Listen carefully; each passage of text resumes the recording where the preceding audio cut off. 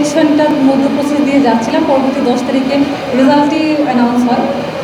এরপরে সপ্তাহ থেকে আমাদের কে ডাকসু থেকে রিচ করা হয় যে আমরা হচ্ছে কীভাবে হলের পরিসরে শিক্ষার্থীদের পড়াশোনার যে সেবার মানটা আছে তাকে উন্নত করতে পারি। একই সাথে আমরা দেখতে পেয়েছি গত 5-7 বছরে বাংলাদেশের যে তাপদাহ বা দাবদাহের যে পরিমাণটা ওটা খুবই র্যাপিডলি বৃদ্ধি পাচ্ছে।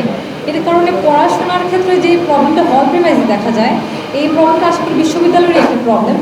আমরা বিশ্ববিদ্যালয়ে মাত্র 3টা সেন্ট্রালাইজ গ্রন্থাগার পেয়ে থাকি। একটা হচ্ছে ই লাইব্রেরি, একটা হচ্ছে বিজ্ঞান লাইব্রেরি, একটা হচ্ছে আমাদের কলা অনুষদ ও সামাজিক বিজ্ঞান অনুষদের যে লাইব্রেরি।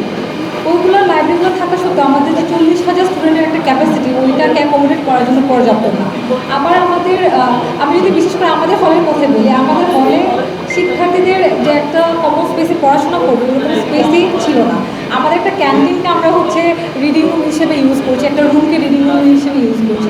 তা সত্ত্বেও এখানে বড় প্রবলেম যেটা হয় যে এখানে ছিলাম যে দাবদাহের প্রেক্ষিতে আমাদের পড়াশোনাগুলো চালিয়ে যাওয়া অনেক বেশি কঠিন হচ্ছিল।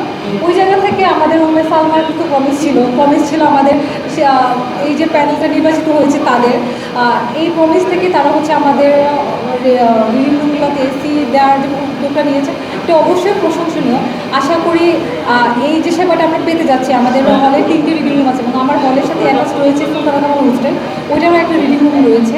পুরো সেবার যে পেতে যাচ্ছি এটা শিক্ষার্থীদের জন্য পড়াশোনার ক্ষেত্রে অনেক বেশি পজিটিভ হবে। এই আমরা মার্চ মাস থেকে এখন মানে প্রায় সেপ্টেম্বর মাস পর্যন্ত যে সামারটা এক্সপিরিয়েন্স করে থাকি আমাদের এই বিশ্ববিদ্যালয় দেশে এইখানটাতে। এবং কিন্তু আমি